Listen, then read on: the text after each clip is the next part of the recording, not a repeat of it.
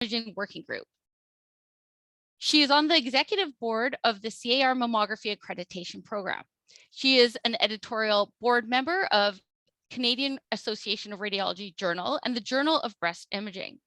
She is president of the Canadian Society of Breast Imaging, and her research interests include breast MRI, breast cancer screening, quality in breast imaging, and patient experience. She has been recognized for her achievements by being awarded Fellow of the Society of Breast Imaging in 2017 and Fellow of the Canadian Association of Radiologists in 2021.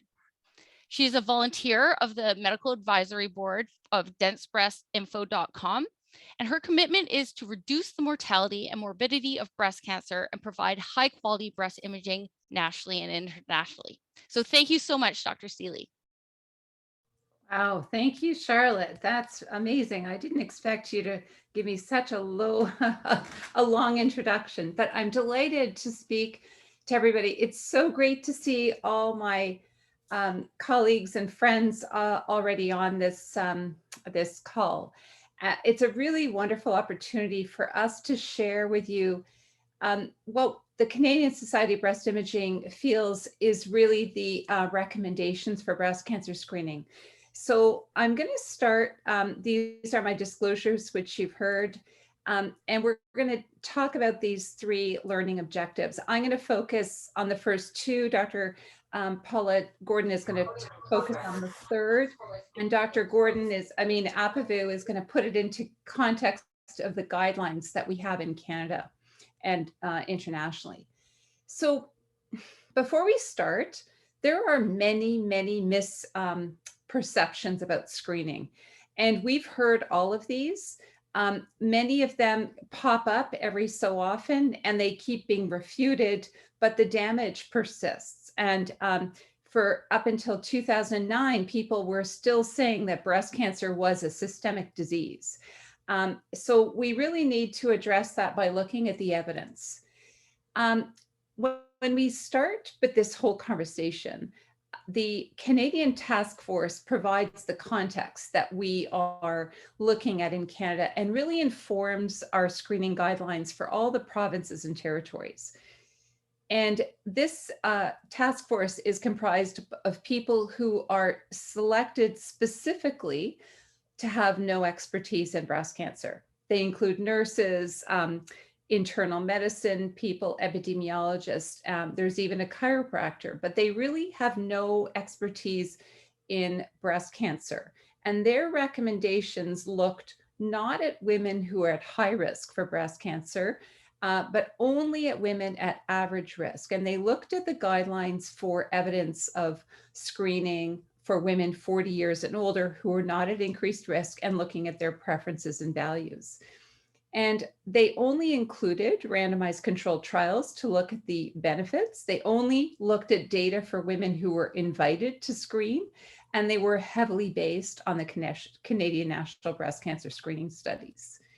These guidelines, which I think most of us know, suggest not screening women in their 40s, screening every 2 to 3 years, women 50, 60, and 70, and older than up until 74, with no recommendations for women who are older than 74. Now, they take their evidence from the randomized controlled trials that have been performed since 1963 up until 1987. So these trials are 35 to 59 years old, probably older than most of us on the call. And there have been at least 24 systematic reviews and meta-analyses performed subsequently. If we look at the 8 randomized controlled trials that have been specifically grouped looking at women screened amongst ages 40 to 74, there is a benefit of screening with mammography of at least 24% for those women invited to participate in screening. If we look at the Canadian National Breast Cancer Screening trials, these were 2 randomized controlled trials done in Canada at 15 different centers across our country. CNBSS1 for 50,000 women ages 40 to 49, and CNBSS2 for women 50 to 59 years. They had different questions, and because the CNBSS1 was the largest study designed to look at women in their 40s, it's been relied upon very heavily to inform our screening policies. So the only two studies of the randomized controlled trials that showed no benefit from screening were the Canadian National Breast Cancer Screening Trials. They were basically, all of the other randomized controlled trials were never designed to be analyzed according to ages, but because people decided to look specifically at the ages 40 to 49, CNBSS have really influenced heavily these guidelines. A meta-analysis published in 1997 showed that if we excluded the CNBSS for women 40 to 49, there was a 26% reduction in breast cancer mortality. But if they included the CNBSS, it was reduced to 18%. And based on that smaller reduction, a lot of the policies suggested not screening women in their 40s. Now, how do we prove efficacy? So we have to do a randomized controlled trial to show that an intervention is efficacious. And the randomization must be blinded so that the allocations are truly random. Otherwise, the trial can be imbalanced. And that's what happened in the CNBSS. What happened in the CNBSS is that all the women who came in had a clinical breast exam before they were randomized, so that we knew in that study who had palpable lumps and who had actually axillary lymph nodes. The allocation was on an open list so that a research coordinator or a nurse had only had to skip a line to ensure that the women got into the mammography group. And what we know is that in the CNBSS, they recruited volunteers from the surgeon's offices, and many of these women had symptoms of breast cancer. So if you compare it with the other randomized controlled trials, many of those were population-based. So they took a group of women from a certain area and said, we're going to screen you and we're not going to screen the others. In the CNBSS, it was all volunteers. And in fact, most or many of the women had palpable lumps. And in fact, in the first year of the CNBSS, more than 50% of the cancers were clinically palpable, and almost 50% in CNBSS2 were clinically palpable. And if you compare that with an average screened population, only about 15% of cancers are diagnosed by clinical palpation. In this study, no attempt was made to exclude women who had clinical symptoms of breast cancer. We've published this in just this past year in the Journal of Medical Screening, and we showed that women who were recruited to the study were first examined by the nurse and then allocated to one of the two arms of the study, mammography or usual care. And in fact, at one center, one technologist directly witnessed nurse examiners allocating patients into the mammography arm because they had a new clinical finding. Now, there is also indirect evidence of why the CNBSS had such flawed outcomes. And although the participants were very well matched for a whole host of factors like marital status, smoking history, and so on, there was a marked imbalance of the number of advanced cancers in the CNBSS, which was defined as over four or more positive lymph nodes. And there were twice as many in the screening arm as in the usual care arm.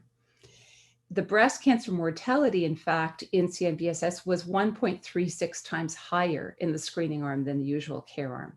So if we look at the data, and this is just about to be published in the Journal of Breast Imaging, you can see that in the CNBSS1, for the women that had 4 or more positive lymph nodes among the cancers diagnosed, the mammography arm is shown in orange and the usual care arm is shown in blue. And if we look at the first screening year, you can see that 25% of the cancers that were diagnosed in the screening arm were advanced, that had 4 or more axillary lymph nodes. And that was significantly higher than in the usual care arm, where they only had 8%. If we look at the total after 6 years of screening, there were double the number of advanced cancers in the mammography arm as compared to the usual care arm. So not surprising that the mortality was higher in the screening arm than the mammography arm. Dr. Yaffe from Sunnybrook has shown that by shifting one patient from the mammography arm to the usual care arm, you could actually change the reduction of mortality from 1.36 to 1.28. And then if you shifted only 10 women who had advanced cancers from the usual care arm to the mammography arm, this would change the apparent benefit of screening from 26 mortality reduction into this 36% increase in mortality. And you can see by graph method, just shifting as few as 7 women could change the trial from a mortality benefit to one with an excess mortality from screening. So not only were there flaws in terms of the allocation, but there were also significant problems with the quality of the mammography. And many of you may be aware that how poor the quality is, but this is an example to illustrate how poor the quality was. And this is a straight lateral view from 1980 in the CNBSS on your left, compared with a MLO view from Dr. Tabar's study in Sweden at the same time, showing much more sufficient detail to allow a diagnosis of a breast cancer.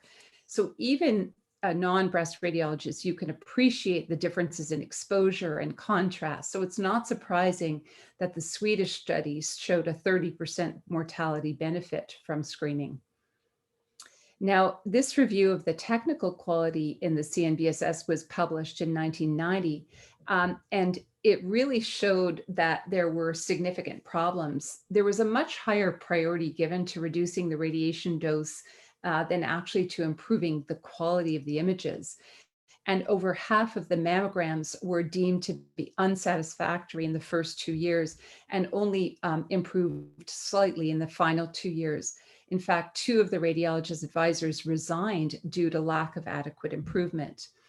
And Dr. Tabar, who's well known to many of us, actually was given 50 cases, but he quit after reviewing 15 and said he'd never seen poorer mammographic image quality in his life than those in the Toronto trial for numbers of reasons, positioning, poor contrast, and each film was seriously underdeveloped. If we look at the CNBSS and compare it with modern screening programs right now, we can see that the performance really does not reflect modern screening practice. There are very low mammography cancer detection and high interval cancer rates. So if you look at the CNBSS shown in orange and compare it with the Canadian screening programs that are published in the Canadian Partnership Against Cancer, you can see that the cancer detection rates are 3 times higher in the screening programs than in the CNBSS in the first year and twice as high as in the subsequent years. And if you look at the interval cancer rates, the screening programs has half the interval cancer rate than in the CNBSS in the first year and significantly lower rates in the subsequent years. So we really cannot use the CNBSS to compare. Last year, we validated a lot of these flaws by interviewing former staff who had worked for the CNBSS. And this included a number of personnel, including radiologists, technologists, research coordinators, nurse examiners, and so on. And this was a set of interviews by questions, either by phone or interview by email. And it was really to look at all the processes of the performance of the CNBSS. This is a summary, and this will be published in the upcoming Journal of Breast Imaging. What it summarized is that women with symptoms were included, confirmed by 41% of the personnel. The poor mammography quality with minimal training was seen by almost 50%. It was noted as well that surgeons did not operate on non-palpable mammographic findings and there was a use of outdated equipment. So to summarize, basically, the CNBSS should not be used as credible scientific evidence to inform healthcare policy. So what should we be doing? So if you look at the numbers of breast cancers by age, it is true that there are fewer breast cancers diagnosed under the age of 50. But if you break it down by decade, 18% of cancers are diagnosed in the 40s, compared with 23% in the 50s, 26% in the 60s, and so on, with a very small number diagnosed under the age of 40. So we really should be paying attention to women in their 40s, and none of the parameters of screening changes abruptly at the age of 50. In fact, we have a bell curve in the distribution of breast cases by age at diagnosis, with the very similar number of cases diagnosed in the 45 to 49 age group as compared to 50 to 54. We also have a very high number of breast cancer deaths in women in their 40s.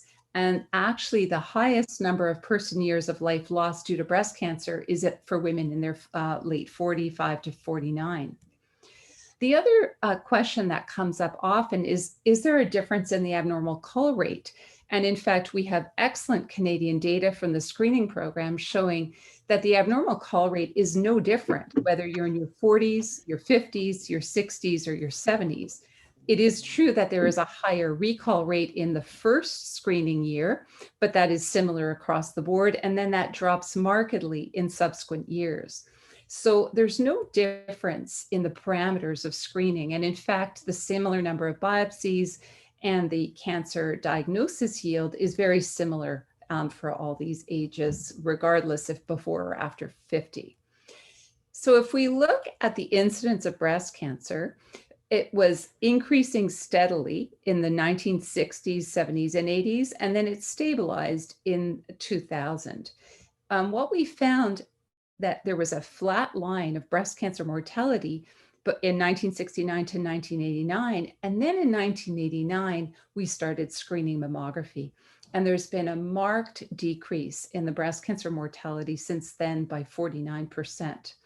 We have great data from our screening programs published in 2014 looking at breast cancer mortality among screened women, with a reduction of 40% across the board for all women screened as compared to non-screened women. And if we look at by decade in the provinces that screen women in their 40s, we can see that the reduction of breast cancer mortality is the same in the 40s as it is in the 50s, 60s, and 70s. We have many observational trials of screened populations showing an overall reduction in breast cancer mortality of 50%. So if we summarize all of the evidence for screening, we know that there is a very strong benefit by all of these screening studies of breast cancer for mortality reduction with screening mammography of between 23 and 60%. The rate of overdiagnosis of 50% is what's used in the CNBSS, and all the other studies show a very much lower rate of 10% approximately. The other benefit is that there are many downsides by treating advanced cancers. And we know that by early diagnosis, we have a good survival of close to 100% with much less intensive treatments of less mastectomies and axillary lymph node dissections.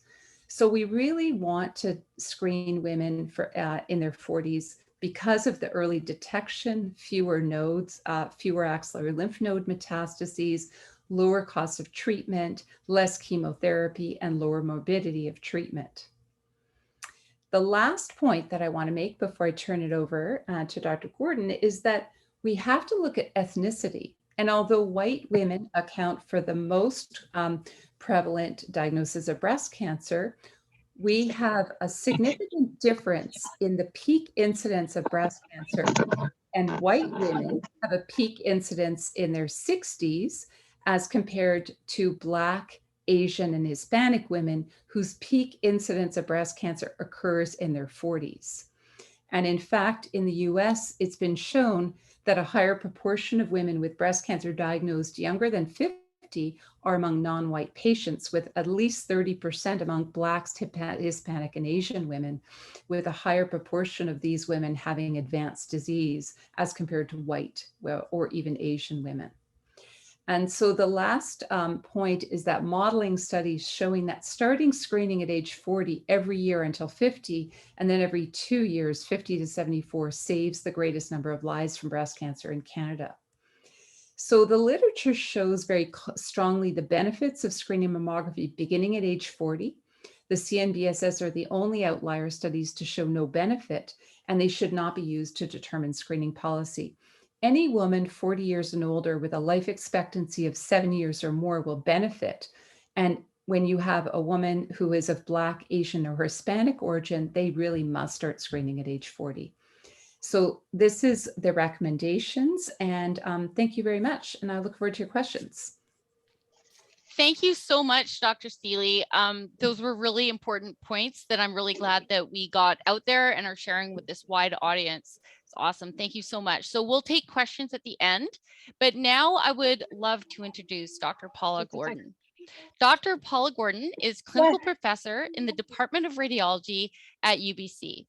She is best known academically for her paper in Cancer in 1995, the first to prove that ultrasound could find cancers missed on mammograms in women with dense breasts. Her mission is for as many breast cancers as possible to be detected early, to give women more options for less aggressive therapy, and to reduce breast cancer mortality. And you know her as a fierce advocate for advancing physicians' and women's knowledge of breast health and screening options, including supplementary screening for women with dense breasts.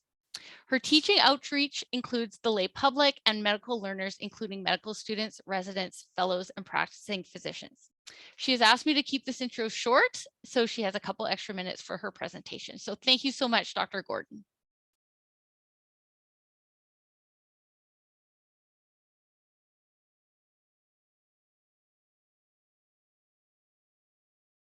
I think you're muted, Paula.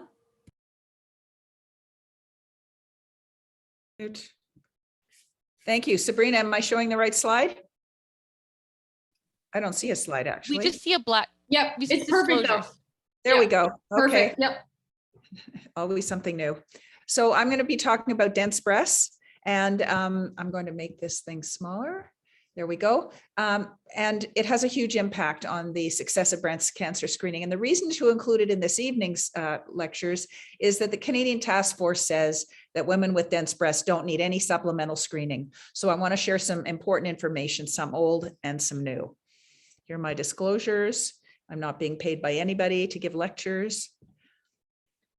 And today I'll explain the two significant risks associated with breast density and the optimal screening strategy for achieving early detection in as many women as possible.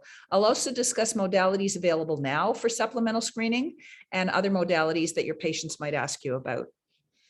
So we strive to find cancers early, not just to save lives, but also to allow treatment with less aggressive therapy, as you've just heard from Dr. Steele, which is possible when cancers are found early.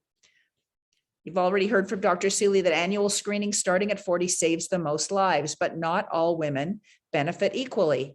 Mammograms don't find all cancers. And when a cancer is not found early on a mammogram and treated, it continues to grow and potentially metastasize until it's large enough to be palpable and then discovered by clinical breast exam or breast self-exam.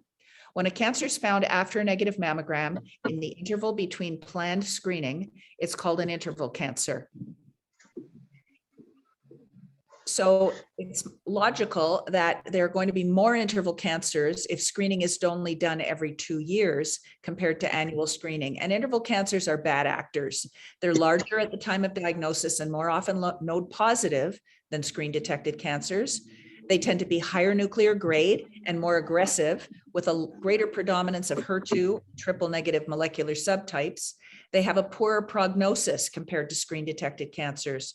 So reducing interval cancers is an important goal in optimizing screening, and it's a prerequisite for reducing mortality. Women at higher than average risk and women at higher risk of an interval cancer need other screening in addition to mammograms. The average lifetime risk is 1 in 8 or 12%. Women who have a BRCA genetic defect are at a very high risk of cancer, as high as 72%. And women with dense breasts are at a higher than average risk of getting an interval cancer and of getting a cancer. We hope that artificial intelligence will help predict both who is at higher risk of getting cancer and who's at a higher risk of getting interval cancer. AI shows promise in 4 separate areas: to potentially triage out the normal cases when we're reading mammography, to prioritize reading of suspicious cases and help reduce false negatives in screening mammograms, but also to help predict who's at a higher risk of getting breast cancer and who's at a higher risk of What? Somebody's got to mute themselves. Researchers from the Dutch screening program evaluated the performance of a neural network-based model that combines the assessments of breast density and an AI system in the prediction of risk of developing interval cancer among women with negative screening mammography results. And the area under the curve was statistically higher for the neural network-based system than either the breast density system or AI system alone for cancer and for interval cancer. We're pretty good at recognizing cancer on a mammogram when it's visible. And this is no mystery to anybody who's watching this talk. This is a 55-year-old woman, and the audience knows that this is obvious cancer. It's an irregular spiculated mass. And if you can see, there are some fine suspicious calcifications associated. This woman's breasts are BI-RADS category A, almost entirely fat. Keep losing my mouse here. If she had that cancer from a couple of slides ago, we'd have no trouble detecting it. These breasts are also normal, but they're BI-RADS category B, scattered fibroglandular densities. We'd have a pretty good chance of seeing that cancer in these breasts. These breasts are normal too, but they're BI-RADS category C. Some of you might even call them D, heterogeneously dense. And it would be challenging or impossible to see the cancer that I just showed you in these breasts, depending on where the cancer was. If it was in the less dense tissue superiorly, we might be able to detect it. But if it was hiding here, we'd miss it. And this woman has BI-RADS category D dense breasts, extremely dense. It would be probably impossible to see that cancer in her breasts. Mammograms miss about 50% of cancers in women with the densest breasts, not 100%. And mammography is still worth doing depending on what other modalities are available. This animation shows why we use the analogy of a snowball in a snowstorm and how a small cancer easily seen in a fatty breast can be masked in a dense breast. These mammograms are all negative. Categories A and B are regarded as non-dense, and categories C and D are regarded as dense. And about 43% of women over the age of 40 have dense breasts. Mammography sensitivity decreases as breast density increases. Many patients and even physicians are unaware that breast density can only be determined by a mammogram. There's no correlation with breast size or texture, so you can't tell by doing a physical exam or breast self-exam. Lumpy breasts are not necessarily dense. Both fatty and dense breasts can feel soft, firm, or lumpy. And we can subjectively assess density when we look at the mammogram, but there's also software being incorporated into digital mammography systems. The biggest risk of dense breasts is the masking of cancers. But here's the perfect storm. We've known since the 1970s that breast density is an independent risk factor for developing cancer. Women in category D are 4 to 6 times more likely to get breast cancer than women in category A. Said another way, women with category D are twice as likely as average. Having dense breasts is the most prevalent risk factor, more so than having a significant family history. And having dense breasts increases the likelihood of being recalled from screening. The denser the breast, the greater the risk of getting breast cancer. This is the one place in your body where you want to be fatty. And importantly, having dense breasts increases the likelihood of an interval cancer. We've known since the 90s that women with the densest breasts are 18 times more likely to have an interval cancer than women with fatty breasts. And as I mentioned before, interval cancers are bad actors. They're larger at diagnosis, more often node positive with a poorer prognosis. Now, we can find many of these cancers when they're small with supplemental screening and prevent them from becoming interval cancers. This study from the Netherlands confirmed that women with dense breast tissue don't benefit as much from mammography screening. Women with dense breasts had an estimated mortality reduction of only 13%, compared with what we've heard from Dr. Seeley, 40% mortality reduction in women with fatty breasts. So women with dense breasts are discriminated against. if they have access only to mammography for breast cancer screening. Mammograms are as high as 93 or even sometimes 100% sensitive in different studies in fatty breasts, and as low as 57% sensitive or 50% in other studies in extremely dense breasts. Dense breasts are normal and common. 43% of women aged 40 to 85 have dense breasts. Of those, about 36% are category C and 7% are category D. Now, breasts may become less dense and more fatty with age, generally around menopause, but that applies more to category C. And while it's normal to have dense breasts, women need to know if they have dense breasts so they can understand the implications. There are 3.4 million women over the age of 40 with dense breasts in Canada, and over 800,000 are in the highest density category D. So to summarize the risks of having dense breasts, women with dense breasts are at a greater risk of getting breast cancer and at a significantly higher risk of their cancers being masked on mammograms. Their cancers are on average larger and more often node positive than women with fatty breasts. And women with dense breasts have a much higher risk of an interval cancer, usually found as a lump after a negative mammogram. Here's an example of an interval cancer. This is an acquaintance of mine who had a negative screening mammogram at age 50, but negative, remember, in a woman with dense breasts doesn't always mean no cancer. 8 months later, she came back after finding a lump in her left upper outer quadrant, and you can see the triangular marker taped on the skin over the lump by the technologist. We repeated her mammogram even with tomosynthesis, and it was still negative. But when we did her ultrasound, plunked that probe over her obvious palpable lump, we saw her 3.2 centimeter cancer and had already spread to her lymph nodes. I'm sure you, like me, see cases like this every week. So where does ultrasound fit in? Well, for many years, it was believed that ultrasound could not find cancers that weren't visible on a mammogram and were too small to feel. We published this paper over 25 years ago, and it was followed by work from multiple other institutions and multi-center trials that showed that high-resolution ultrasound can indeed find cancers that are too small to be palpable and missed on mammograms, largely because of dense breast tissue. The Avon Akron 6666 multi-center trial found 5.3 cancers per 1,000 women screened in the first year and had an average of 4.3 cancers per 1,000 women over 3 years. 94% of the cancers were invasive. They were small with a median size of 1 centimeter, and 96% were node negative. This is when we want to find cancers, when they can be treated less aggressively, and they are not cancers that are over detected. These are invasive cancers, not DCIS. But as good as ultrasound is, MRI in the women who agreed to have it after the study found an additional 14.7 cancers per 1,000. Those were cancers missed on the mammogram and the ultrasound. And I'll discuss more about MRI later. Ultrasound can be done with a handheld probe or a probe that automatically scans about 1/3 of the breast. It's called ABUS. Now, not enough clinics in Canada offer screening ultrasound. There's nothing magic about it. Any facility that does diagnostic breast ultrasound can do it. Now, sometimes because of the Canadian Task Force guidelines and some of the provincial websites, family doctors refuse to refer their patients for screening ultrasound. We need to educate our referring physicians about the benefits. Breast ultrasound is best done in a clinic that also does other breast imaging, especially mammography and needle biopsies. So if there is an abnormality that's found, they know how to correlate it with the mammogram, and a needle biopsy can be done there rather than having patients having to shopping around for a place that'll do it for them.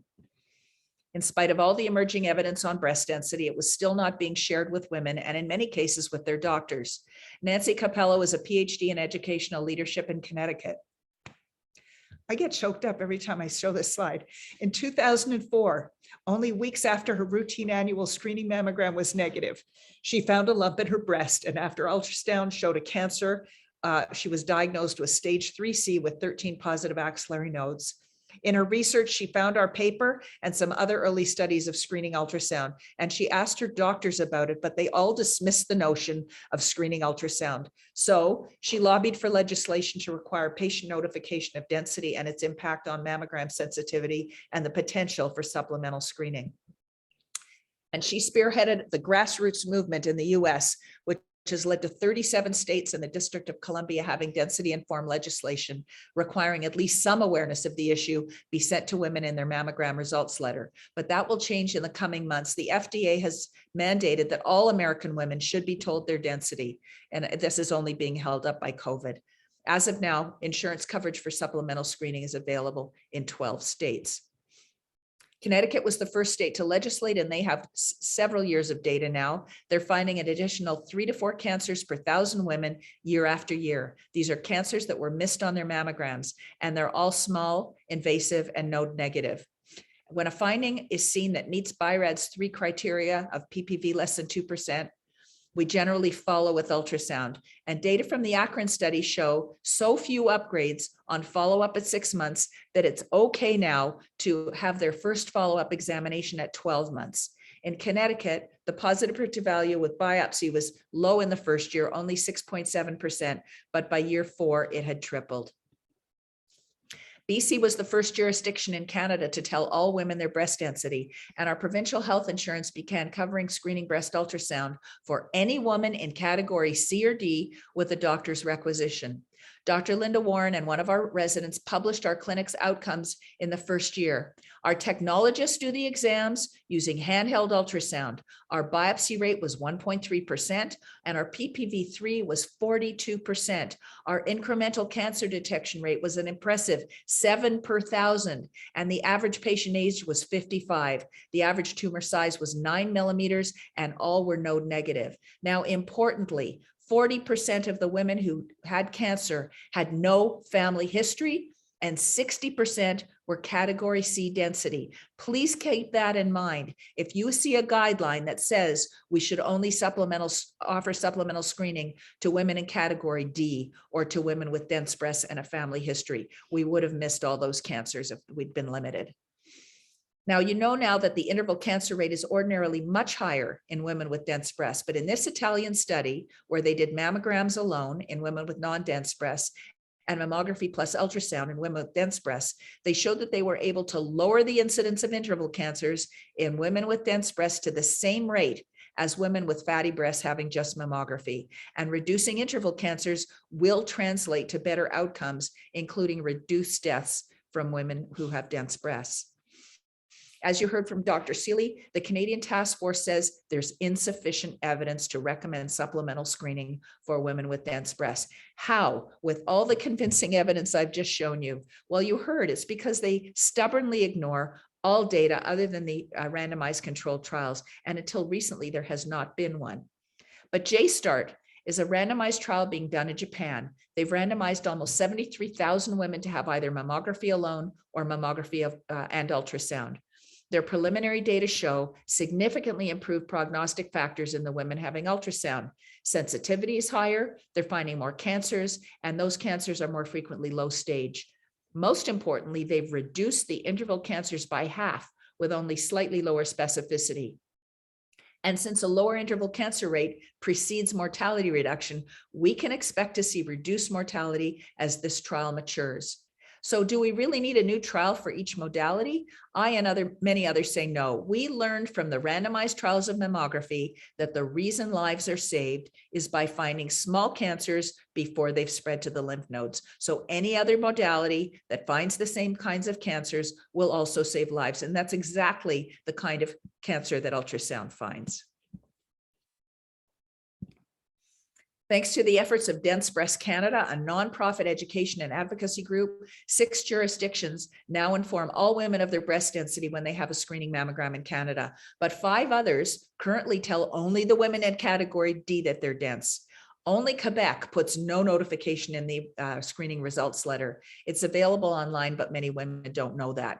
In BC and some other jurisdictions, health insurance covers screening ultrasound if a woman's family doctor gives her a requisition, but apparently Nova Scotia is refusing to do screening ultrasound even with the requisition. Advocates are also active in Europe and Australia. Both France and Austria already offer screening ultrasound through their screening program to all women with category C and D density. I'll talk briefly about tomosynthesis next. It received FDA and Health Canada approval in 2011, but is not widely available in Canada yet. It reduces recalls and increases cancer detection, but the task force says there's no evidence to support using it. It is used for screening only in some locations in Alberta or through participation in the TEMA study at limited sites in Vancouver, Quebec, Ottawa, and Toronto. Mammography is criticized for its imperfect sensitivity and specificity, but tomosynthesis improves both. It's the holy grail.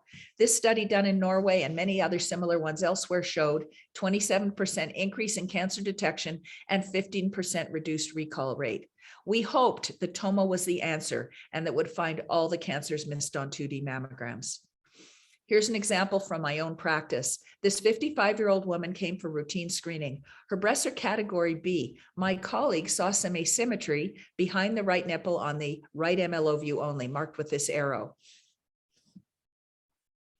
And when she came for her diagnostic study, we did tomosynthesis and we showed that this was just a summation artifact.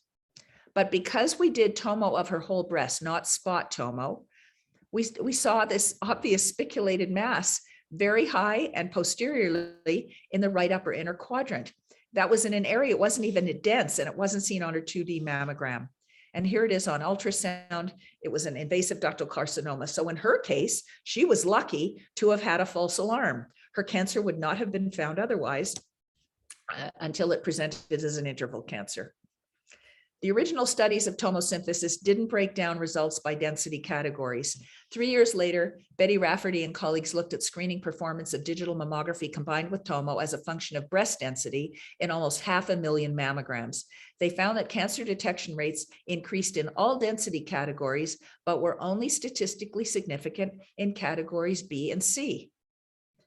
In other words, in category A, we are going to see most of the cancers on 2D, so there aren't that many left to find on tomo. And tomo's not nearly as helpful in finding additional cancers in category D breasts because they're still obscured by the adjacent dense tissue. Which raises the question, if we use tomo screening, do we have to do screening ultrasound? That was the research question for the Astound trial in Italy. They screened over 3,000 women with tomo and ultrasound. They found 24 additional cancers, of which 23 were invasive. 13 additional cancers were found with tomo compared with 2D, but an additional 23 with ultrasound. So ultrasound detected nearly twice as many additional cancers as tomosynthesis, which means tomo does not eliminate the need for supplemental screening in dense breasts. And that is exactly what the statement is in the CAR and CSBI guidelines. Next to MRI, it's had been used for women at very high risk for decades. It has the highest cancer detection rate, far outperforming ultrasound, finding 10 to 16 cancers per 1,000 in the first round. It uses no ionizing radiation. It's been proven to reduce interval cancers and late stage disease, and the axillary nodes are in the scan field so you can assess them. But it requires intravenous gadolinium, which is known to accumulate in the brain and other organs, albeit with unknown long-term effects at this time. Claustrophobia is an issue because it requires about 45 minutes in the magnet, and MRI is generally contraindicated with pacemakers and other implants, pregnancy, and so on. It's very expensive and access is inadequate in many areas. This is a case from Dr. Berg of a 58-year-old woman with heterogeneously dense breasts on her mammogram, and there are no suspicious findings. Like my friend whose cancers was missed on mammogram, this woman felt a lump in her breast 6 months later, and her MRI showed a 9.5 centimeter high-grade invasive ductal cancer. In this randomized trial in the Netherlands, MRI is being offered to women with extremely dense breasts after a negative 2D mammogram in a randomized trial. 8,000 were invited to have MRI and 32,000 had only 2D mammography. The primary outcome was the difference in the incidence of interval cancers during a 2-year screening period. In the first year, MRI found 16.5 cancers per 1,000 women after a negative mammogram. Remember, mammography finds 5 to 7 cancers per 1,000. Most of the cancers were invasive. The majority were node negative, and their false alarm rate was acceptable at 8%. But of the women who were invited to undergo MRI, only 59% accepted the invitation. That's why this number in the first line is only 4,783. In the green box in the top line, you see that there were 20 interval cancers diagnosed in the MRI invitation group. But the second line shows that if only 4 of them were diagnosed in the women who actually had an MRI. And the third line shows that 16 interval cancers were in the non-compliers who did not accept the invitation to have MRI. So even from an intention to treat perspective, including the non-compliers, the MRI group had half the interval cancers compared to the control group. Within the MRI group, the non-compliers had the same rate of interval cancers as the control group, while the women who did have MRI had 6 times fewer interval cancers compared to the control group. And remember, minimizing interval cancers is one of the key goals of screening. Dr. Kuhl pioneered a faster way of doing breast MRI, sometimes called abbreviated or fast MRI. And instead of the conventional scan taking about 45 minutes, this one does fewer sequences and requires about 10 minutes in the scanner. That makes it less expensive and might make it more tolerable for women with claustrophobia, but it still requires IV contrast, so it doesn't eliminate concerns about gadolinium. So who should have screening MRI? As of now, women with calculated lifetime risk of greater than 20%, which includes women with genetic mutations and women who had mantle radiation for Hodgkin's disease. The ACR recommends MRI for all women who've had breast cancer younger than age 50 and for women with dense breasts who've had cancer. These new guidelines from USOBI, the European Society of Breast Imaging, were published just this month. They recommend offering screening breast MRI to women in category D every 2 to 4 years, stating that the evidence is strongest for women aged 50 to 70. However, they say that where screening is started earlier, that adopting the recommendations at an early age should be considered. They acknowledge that adequate resources may not be available immediately and that mammography plus ultrasound may be an alternative. They stress that the availability of MR-guided biopsy is essential, and they stress the importance of shared decision-making. Molecular breast imaging is another modality showing success in dense breasts. It was pioneered at the Mayo Clinic and is being used there, but is not widely available, and it's not offered anywhere in Canada. It's a nuclear medicine test, and it uses an injection of radioactivity, which has been used for decades in heart imaging. Only light compression is used, and each view takes about 10 minutes. The dose to the breast is about 4 times that of mammography. The examination takes 40 minutes. Unlike low-dose radiation to the breast from mammography, the radiation from this test is to the whole body and especially the pelvis. Here's an example of a patient from the Mayo Clinic with a negative digital mammogram. The MBI study shows an intense lesion in the upper outer quadrant of the right breast. This was a 17 millimeter invasive ductal carcinoma with DCIS. The last and up and coming modality I'll discuss is contrast enhanced mammography.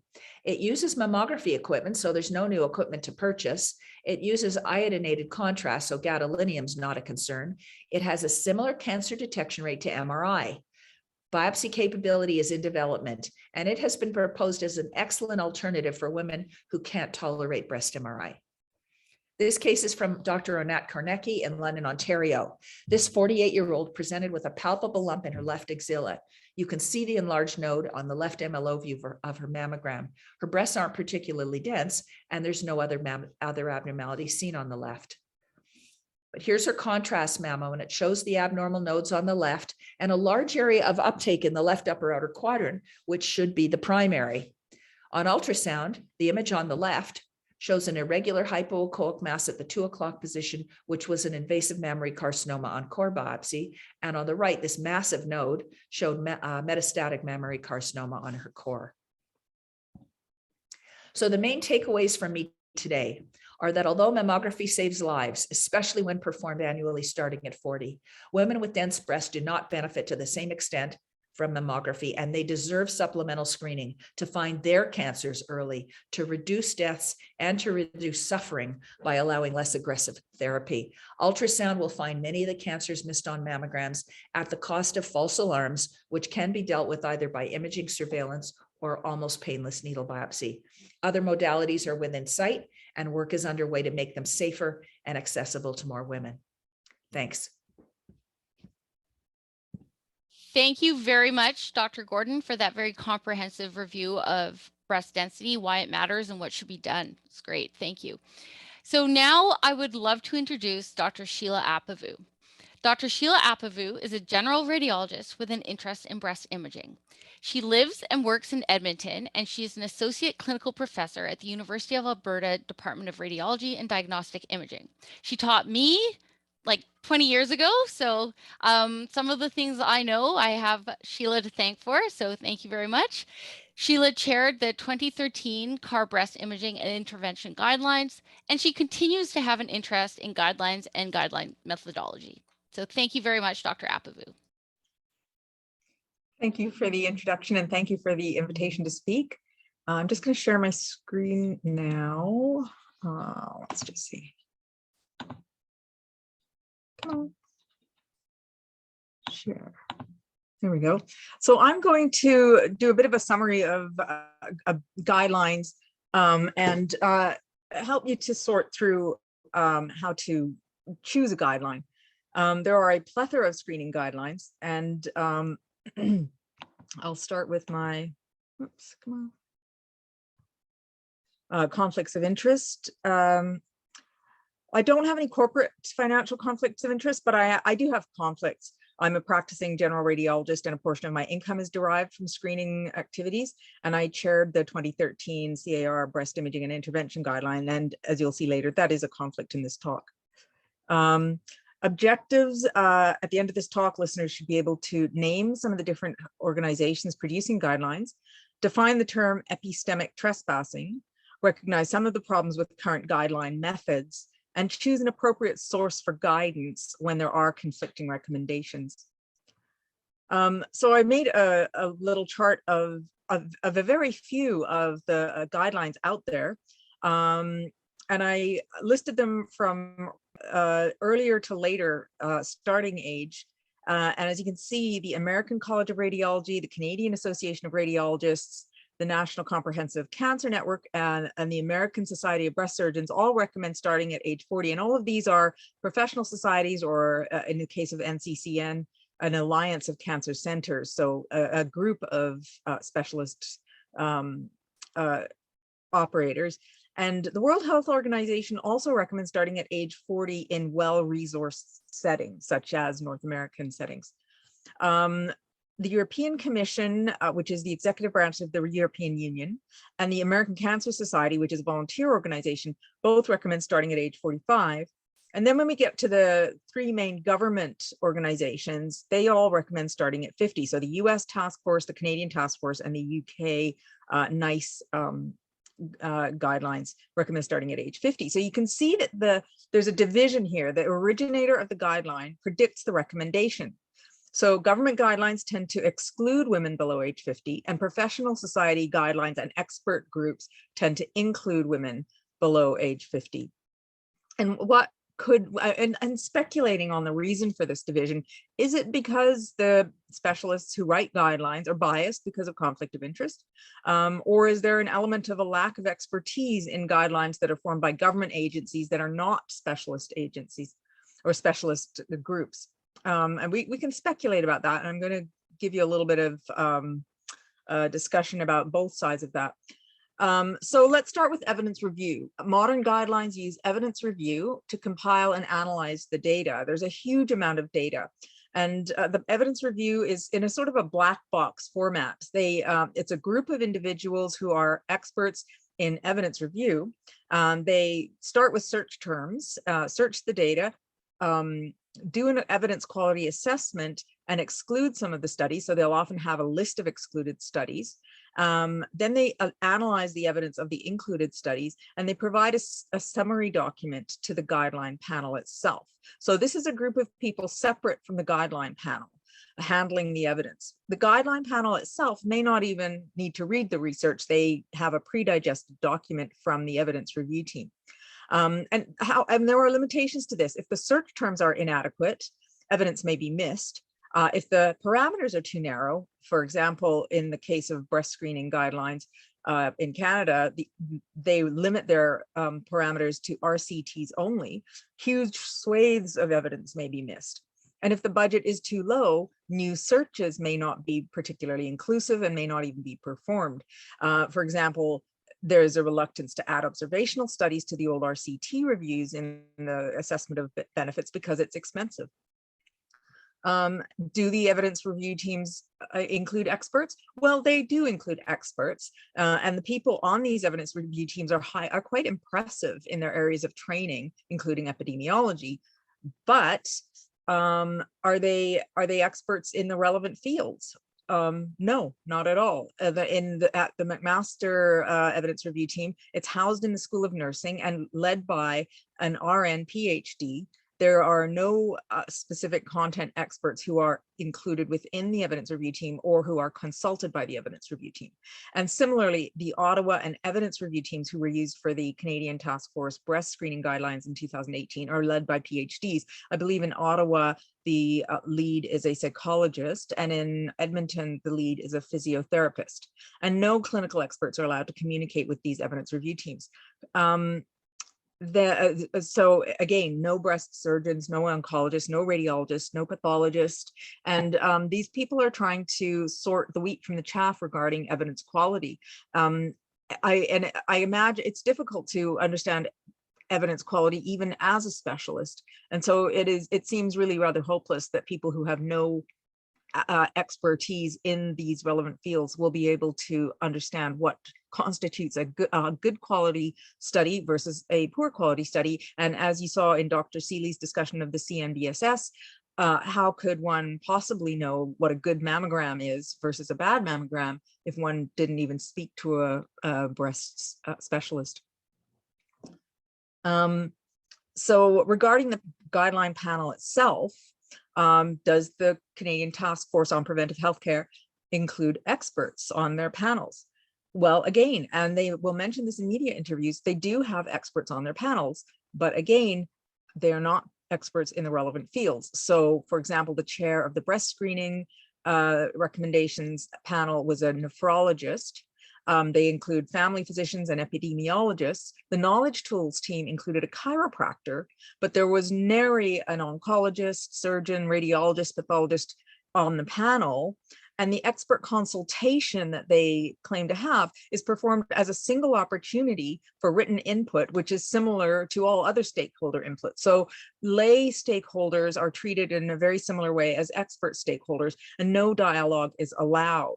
In fact, they do this for all of their guidelines, or have until recently, and the urologist resigned en masse in protest regarding this process for the 2014 prostate screening guideline. So where do we see this habit of using non-relevant experts to make decisions? Well, the pandemic has shown us a few examples. And for example, there was a rash of anti-vaccine doctors who actually had doctorates in non-relevant fields such as geology and the humanities. Dr. Oz, who is a cardiac surgeon and well-known TV host, challenged Dr. Fauci, who is an infectious diseases and immunology specialist, to a debate doctor to doctor on COVID. And certainly Dr. Oz is a doctor and he's an expert in his own field, but he is not an expert in the field of COVID. And embarrassingly to radiologists, Dr. Scott Atlas, who is a well-renowned neuroradiologist and wrote the book on neuro-MRI, acted as Trump's COVID advisor, which is perplexing. And I invite you to take a look at this article that was in Scientific American. It was in the Scientific American blog. And it is about who you should trust during the pandemic. And the subtitle says it all. It should be a no-brainer. Your best bet is to follow those who have actual expertise. So I'll speak a little bit about epistemic trespassing. And again, this is the article I was referring you to. It's by Nathan Valentine, who is a philosopher. He works in the US, but he's actually from Ontario. And Dr. David Dunning, who's quite a famous psychologist. And for any of you who are familiar with the Dunning-Kruger phenomenon, that is Dr. Dunning of Dunning-Kruger. And I'll let you look that up. I don't want to be insulting here. So this is a quote from this article by Drs. Valentine and Dunning. First and foremost, we should filter out those who are addressing issues beyond their intellectual training and competence. In philosophy, this phenomenon has a name, epistemic trespassing. It occurs when commentators holding real expertise in one field intrude into another, passing judgment where they lack crucial competence. Roaming into a field without expert level insight, trespassers easily slip up. So it does beg the question, why are content experts excluded? Well, the main reason that is posited by those wanting to exclude content experts, including the Canadian Task Force, is conflict of interest. And this addresses motivation, but does not actually address the evidence. And Dr. Gordon actually had written a letter of objection that was signed by over 130 specialists in breast cancer. In a rebuttal that was provided by Global News in early 2019, this was what the task force said. They earn a living carrying out imaging services, and some also earn income through their work with companies that produce imaging equipment. So really, they didn't make any sort of rebuttal about the evidence that was provided in the letter from Dr. Gordon. They merely basically insulted the people writing the letter by assuming that they knew what the motivation was. And this is a form of illogical fallacy. Personal attacks on motivation without addressing the evidence constitute ad hominem, which means to the person, not to the evidence. All parties have conflict of interest. There is not a single one among us who doesn't have some form of conflict of interest. And there are well-established strategies to help minimize the influence of conflict of interest. Leaving specialists out of guidelines is a betrayal of the public trust. Most people I've spoken to, I've never seen a study on this, but most people I have spoken with, and I assume most people in the audience who've never heard about this before, assume that experts, content experts, are fully involved in the formation of the guidelines that they trust to care for their parents. So who really does have this conflict of interest? Content experts who earn an income affected by the recommendations, certainly there may be some conflict of interest there, but most Canadian specialists have long wait lists throughout their entire careers. As soon as they hang up their shingle, there's a wait list for most Canadian specialists. And screening is among the lowest reimbursed activities. With good reason. We have to, screen large populations. It has to be affordable. But some screening has absolutely no direct income effect on the specialist. For example, PSA screening or hepatitis C screening really doesn't affect the income directly. And the specialists in prostate and liver disease are really, they have long wait lists. They're not trying to drum up more business. Well, what about the payer? Well, Canada has a single payer system, and this leads to a conflict of interest for the payer naturally.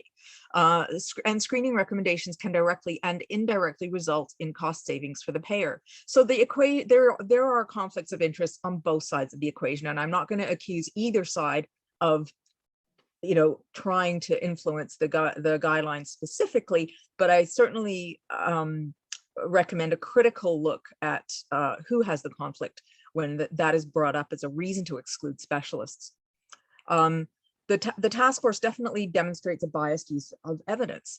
And again, I'm not going to speculate on why, but it's very clear that they ignore all observational studies for breast screening, including the largest study, which was mentioned earlier, the Pan-Canadian study, which I cannot imagine a more pertinent study for analyzing screening in Canada than the Pan-Canadian study, and yet it was excluded completely from the references for the 2018 task force, Canadian Task Force breast screening guidelines, and it was also excluded from their list of excluded studies. So it was not even in their search terms. The search terms completely excluded the largest study in the world, which was a Canadian study.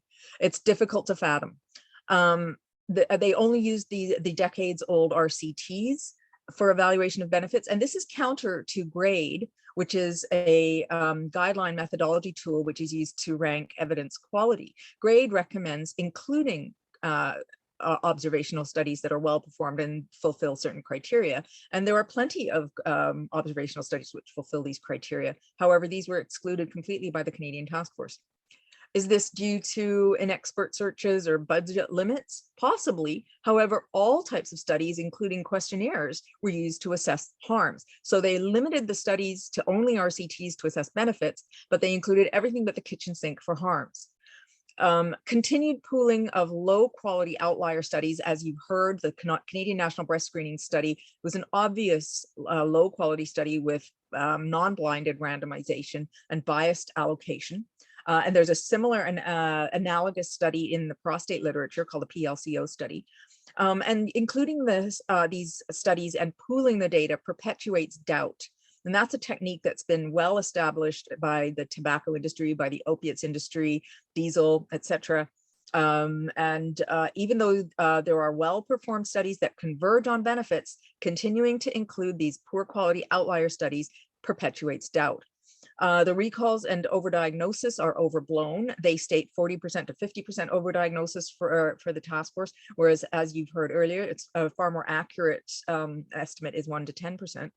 And they did a women's values and questionnaire analysis, but the conclusion ignored the actual women's preferences. And the conclusion of, so they pooled a number of women's values studies, questionnaires largely, and came up with this conclusion.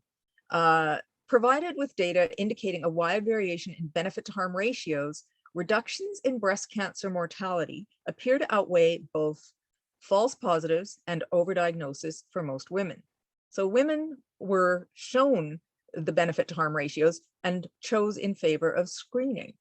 However, this finding was frequently in the context of incomplete or absent provision of information on all-cause mortality.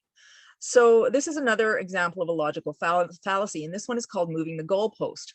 In other words, don't like the answer, change the question after it's been answered. So women said they were shown what they were shown. They were shown the false positives and they were shown overdiagnosis, and they chose to screen nonetheless. And the task force, not liking this answer, decided that they weren't shown enough information.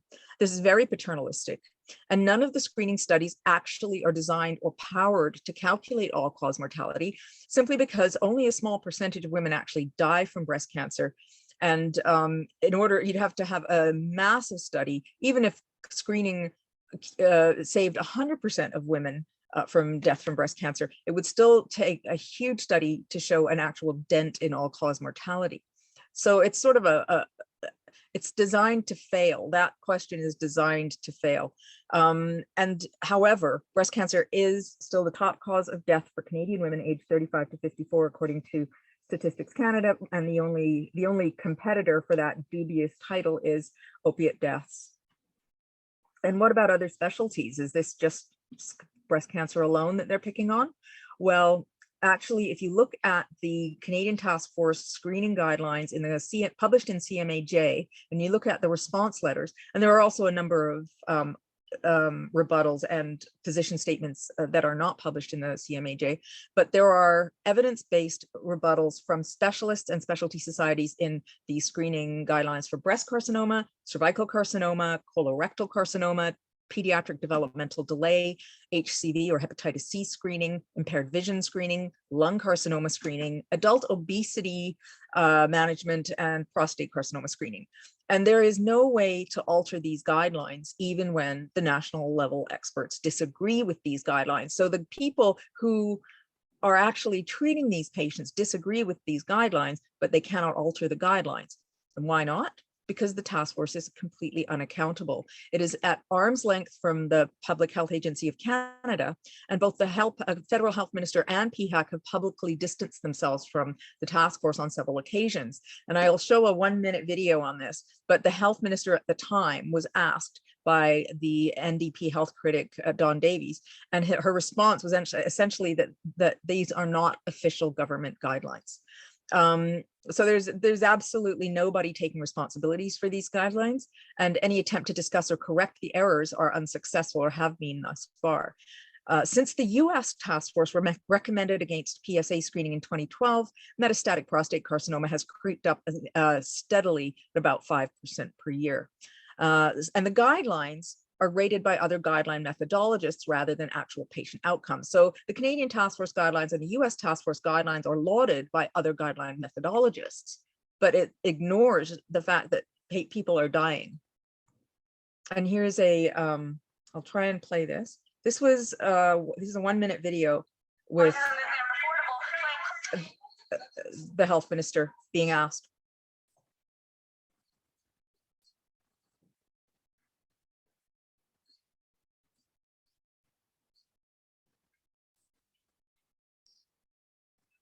We can't hear it, Sheila. Oh, sorry. Well, I'll go to the next, sorry about that. I will go to the next slide. We could hear a bit, it just wasn't loud enough. Oh, You might just have to turn up. It's not completely silent. okay. Let me just see. That's as loud as I can make it. I can always provide the link for this. Can you just do his voice? Just kidding.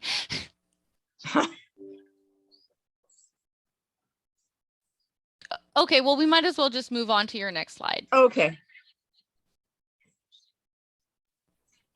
We'll share the link with everyone who attended. Sure. I think it's a very important 1-minute video. And I find it a bit chilling, actually. So my recommendations are, when judging a guideline's quality, ensure that content experts were actually included and genuinely included, not a token inclusion, such as a written in recommendation, which can be summarily dismissed. And beware of epistemic trespassing. Make sure that appropriate expertise was involved. The mere declaration of experts being involved, it does not necessarily mean that they were relevant experts. The evidence review should include expert guidance on study quality. That is something that is completely absent at this time.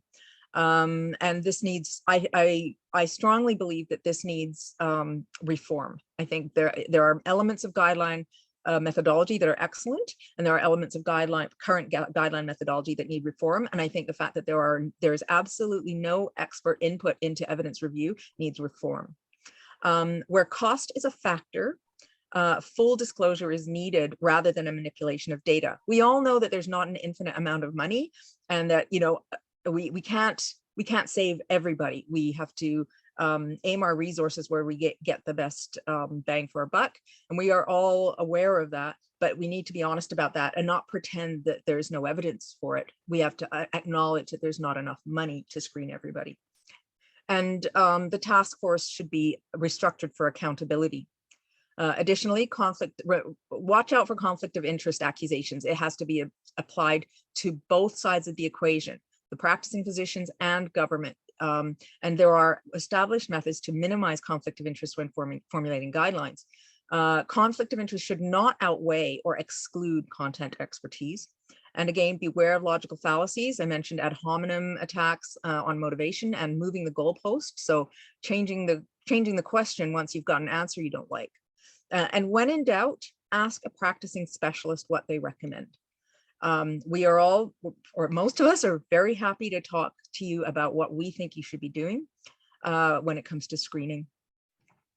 Here I've got a little summary of what's already been discussed about the CAR and CSBI recommendations. Start at age 40, screen annually from 40 to 50, screen every 1 to 2 years, age 50 to 74, and screen over 74 for as long as the patient is in good general health and you can treat the findings. Consider or encourage supplemental screening ultrasound for dense breasts, and assess for risk at age 30 and add supplemental MRI if there is a sufficient lifetime risk. And these are the Canadian Association of Radiologists and the Canadian Society of Breast Imaging recommendations are very similar to the guidelines by other professional societies, including the American College of Radiology, the NCCN, and the American Society of Breast Surgeons, with subtle variations. And that is my talk. Great. Thank you so much. Thank you, Dr. Appavoo, and thanks to all the speakers.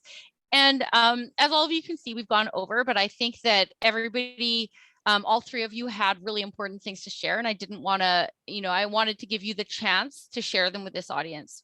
So if people have questions, you can put them in the chat and we'll get you answers afterwards. We have accumulated answers to all the questions that have been submitted at the time of registration, and we will be getting the answers, written answers, to everybody who attends.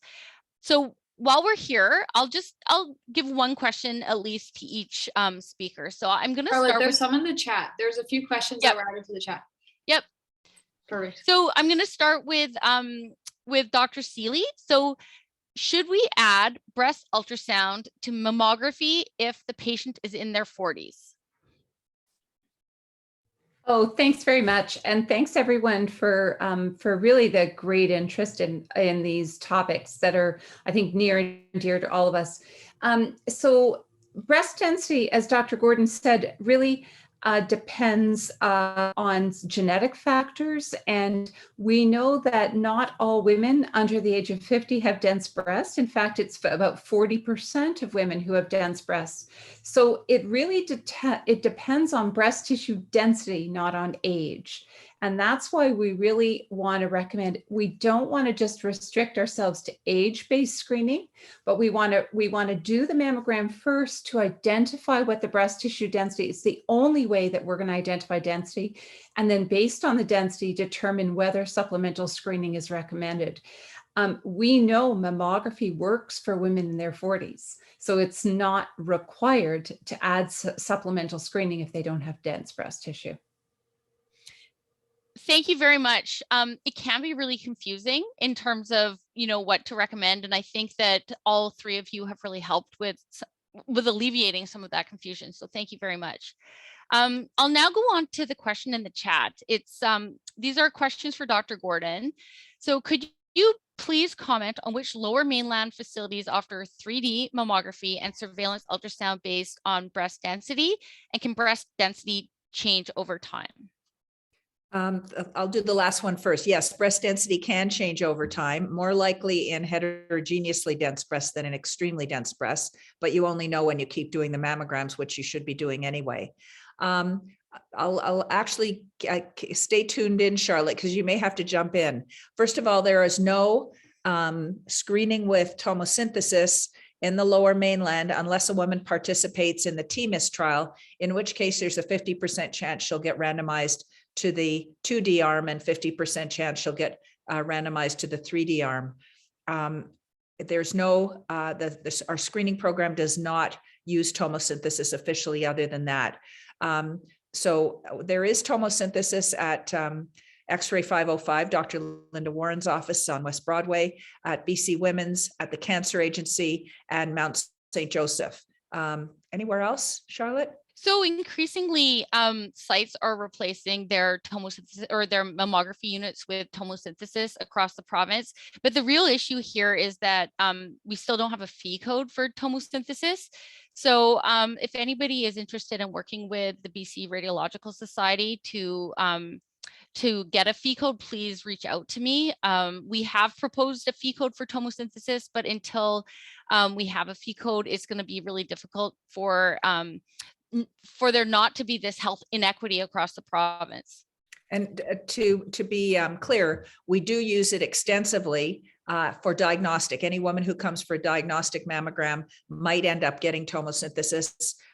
We have it on the unit at only one of the 3 mammography units at the office. So it depends if the room is free and what the indications are, but it is not used for screening. And then you asked what other places in the lower mainland doing screening breast ultrasound.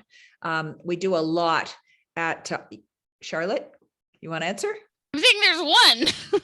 Well, we're doing a lot at the office, Dr. Linda Warren's office. And I told you that we've had such great results in the first year since it's been covered. I think it's hardly done anywhere else in Vancouver. Yes, I think somebody's doing it. Oh, anybody from? So Lionsgate used to do it. They're not doing it anymore. Kelowna used to do it. They're not doing it anymore. We do supplemental surveillance ultrasound for people with a personal history of cancer at BC Cancer, but we don't do the general public. It's only if they're already BC Cancer patients. I thought there was one other place starting to do it in BC. One of the smaller cities, but I've forgotten. They might be, and it changes all the time. But the last time I checked, it was the patients are the ones who usually tell us that they call around and they can't find it anywhere. So that's usually where I get my information. Actually, I spoke to one patient who called around all the clinics that were listed on the BC Cancer website, and nowhere did it. Okay, so that's great. Thank you very much, Dr.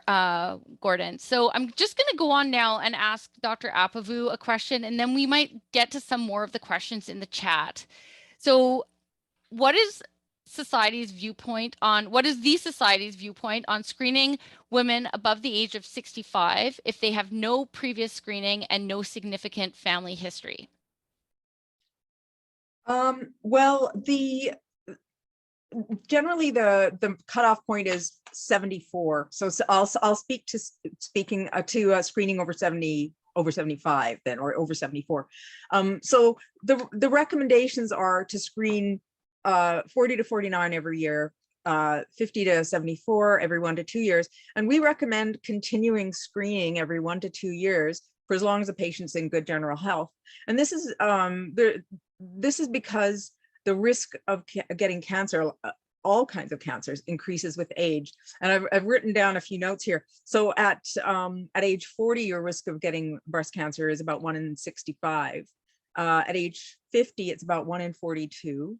At age 60, it's about 1 in 28. At age 70, it's about 1 in 25.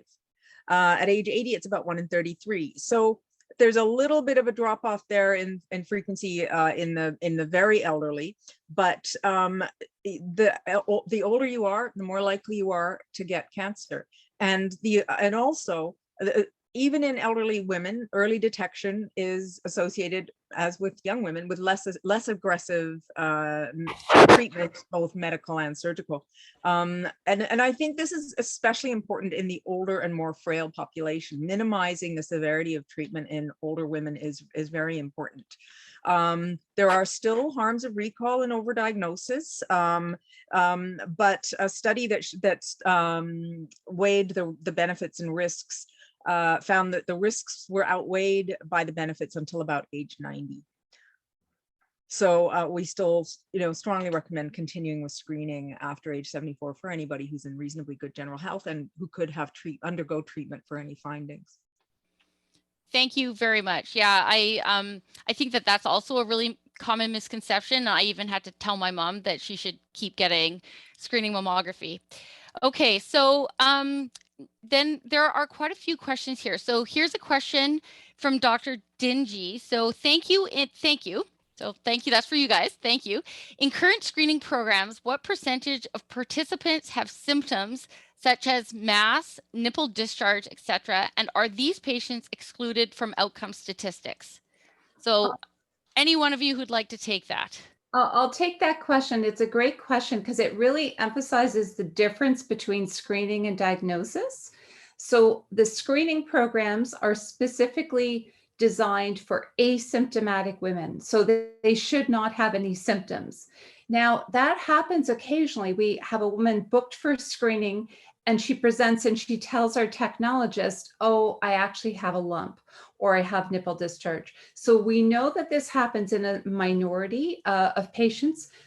They're not typically tracked. About 15% of all the cancers in the screening programs are thought to be symptomatic, but the majority are asymptomatic. So we actually don't track in Canada how women are diagnosed, whether it's screen detected or symptomatic detection. And what we see is that the women who are symptomatic, in fact, we have a large study from our center looking at women who are symptomatic, and the women who were followed at 4 years, we had a significant number of women dying in the symptomatic group as compared to the screening group. So we do have a gap in our knowledge about how women are detected in Canada from whether it's screen detected or symptomatic. But for the screening programs, the majority are asymptomatic. And we're looking at screening outcomes in just women who have the preclinical diagnosis of breast cancer. Thank you very much. Okay, so these questions are really good. So I'm hoping we can actually get to most of them. So here's a question, another thank you for you all. If tomosynthesis replaces mammography, would there be a recommendation of supplemental screening as an adjunct to tomosynthesis for women with dense breasts? Okay, Dr. Gordon. You're muted. Muted. Ultrasound finds twice as many additional cancers as tomosynthesis. So yes, doing tomo does not reduce the need for supplemental screening. And that's echoed in the Canadian Society of Breast Imaging Yeah. recommendations for tomosynthesis, right? Okay, here's another one from Dr. Ibach. If you are a radiologist in an area that isn't able to support ultrasound screening, do you still make these recommendations on your reports, or do you give into the reality of the situation? Dr. Ibach does not work in an area that doesn't have breast ultrasound screening. So why are you asking that question? Well, I just in general, I mean, I could say the same thing for MRI screening, as adjunct. I'm just interested in what your thoughts are for radiologists.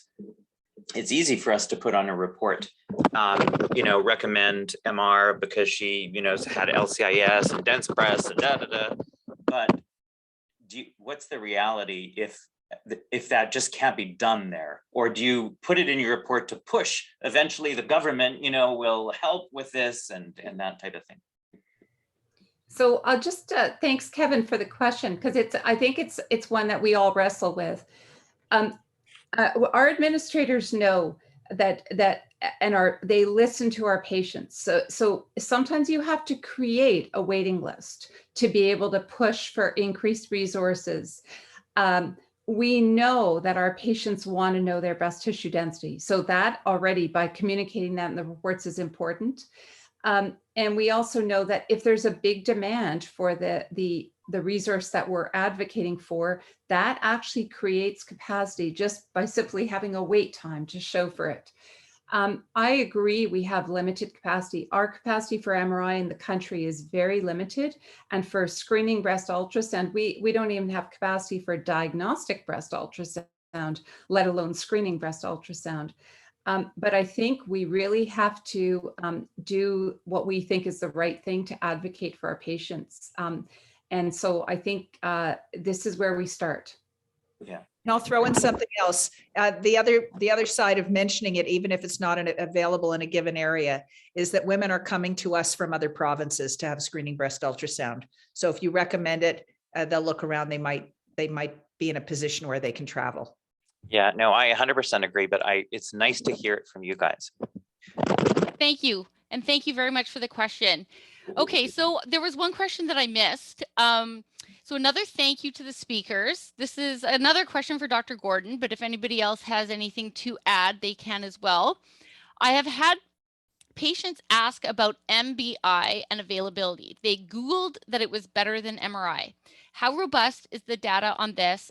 And is this available in Canada? It's not available in Canada.